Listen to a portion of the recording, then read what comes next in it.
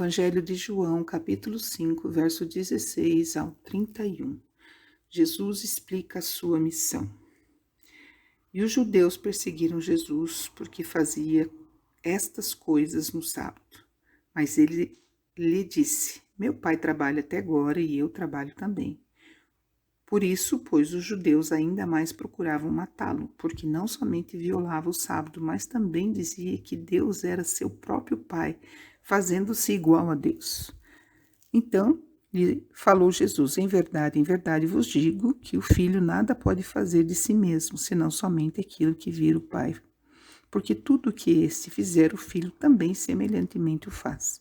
Porque o Pai ama o filho, lhe mostra tudo o que faz, e maiores obras do que esta lhe mostrará, para que vos maravilheis. Pois assim como o Pai ressuscita e vivifica os mortos, assim também o filho vivifica aqueles que quer. E o Pai ninguém julga, mas o Filho confiou todo o julgamento, a fim de que todos honrem o Filho de modo porque honra o Pai. Quem não honra o Filho, não honra o Pai, que enviou. Em verdade vos digo, quem ouve a minha palavra e crê naquele que me enviou tem a vida eterna. Não entra em juízo, mas passou da morte para a vida. Em verdade vos digo que vem a hora e já chegou em que os mortos ouvirão a voz do Filho de Deus e os ouvirão e viverão. Porque assim como o Pai tem vida em si mesmo, também concedeu ao Filho ter vida em si mesmo, e lhe deu autoridade para julgar, porque ele é o Filho do homem. Não vos maravilheis disso, porque vem a hora em que todos os que se acham nos túmulos ouvirão a sua voz e sairão, e os que tiverem feito bem para a ressurreição da vida, e os que tiverem praticado mal para a ressurreição do juízo. Eu nada posso fazer de mim mesmo, na forma porque ouço, julgo. O meu juízo é justo, porque não procura a minha própria vontade, e sim a daquele que me enviou. Se eu testifico a respeito de mim mesmo, o meu testemunho não é verdadeiro. Maravilha, né? Bom dia, queridos. É muito bom estar aqui nessa manhã compartilhando com vocês esse devocional. Meu nome é Adriana Macarini e sou da 47 e aqui. Vamos discorrer um pouquinho dessa palavra maravilhosa, onde nós vemos aqui Jesus fazendo um milagre no dia de sábado, um texto um pouquinho antes. E vemos aqui também os líderes judeus que viram esse milagre poderoso de cura, mas segundo a sua interpretação, a maior importância que eles deram foi para a lei, que foi violada.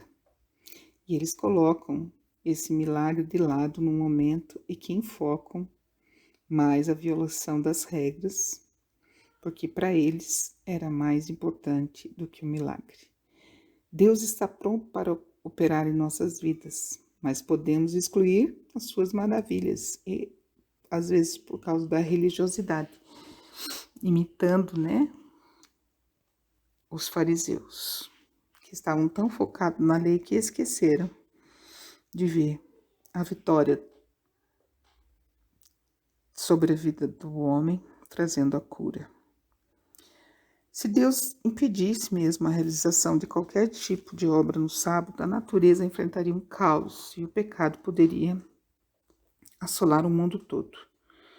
A passagem em Gênesis, quando Deus diz lá que Deus descansou no 7º dia, mas isso não significa que ele parou de fazer o bem. Jesus queria ensinar que quando houver uma oportunidade para fazer o bem, nós devemos fazer a mesma coisa.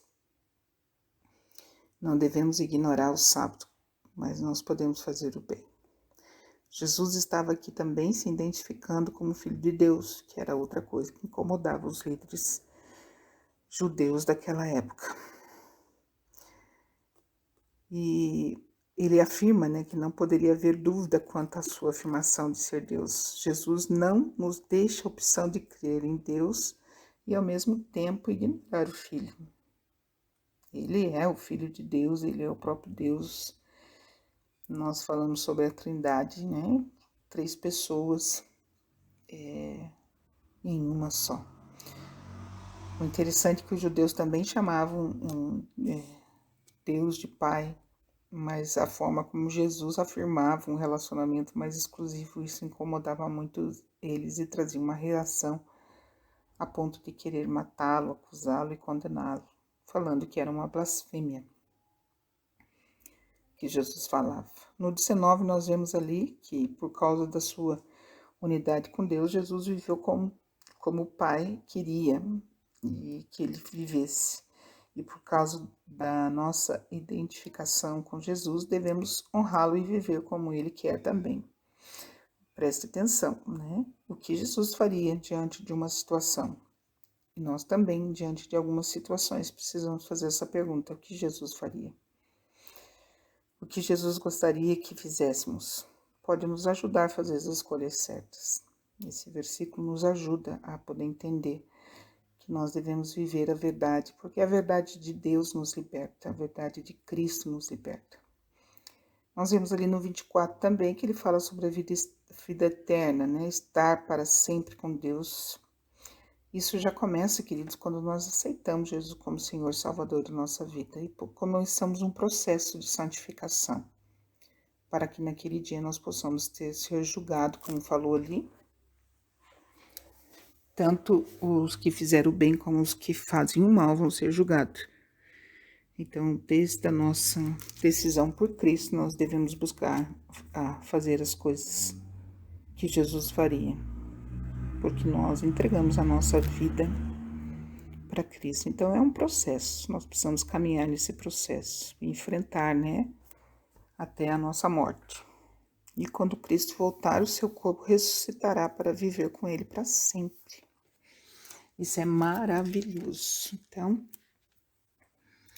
precisamos nos apegar à palavra de Deus e procurar entender a palavra de Deus cada vez mais.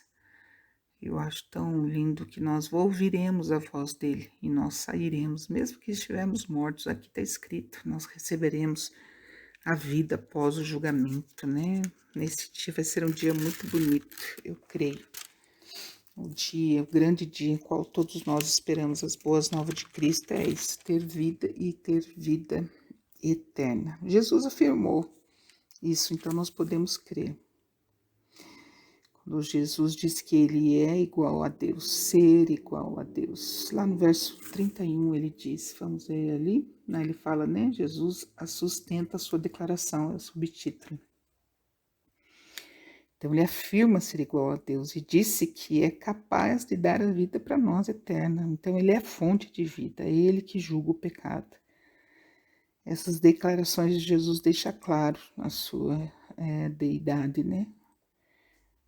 Nós precisamos crer que Jesus é o nosso Senhor e ele vai nos sustentar. Porque ele diz ali, né, que ele vai nos dar a vida eterna. Então tenha um bom dia, creia na palavra de Deus.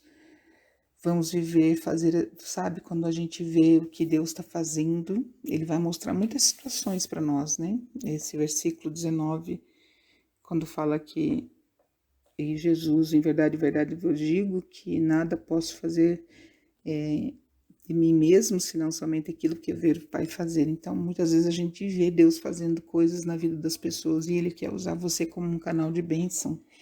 Então, quando você vê que Jesus está fazendo algo na vida de alguém, você faz junto, faça.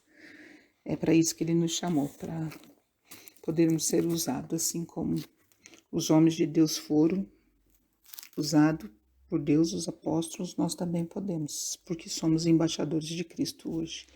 Que Deus abençoe a sua vida, que Deus te dê graça, te dê visões para que vocês possam ver as maravilhas dele, em nome de Jesus, e que vocês possam ficar maravilhados com tudo aquilo que Deus pode fazer através da sua vida. Ele sempre, sempre, sempre, sempre estará conosco. Ele nunca nos deixará. Essa é uma promessa dele através do Espírito dele testificando em nossos corações. Deus abençoe esse dia maravilhoso, que você possa crer cada vez mais nos milagres de Jesus. Amém? Deus abençoe.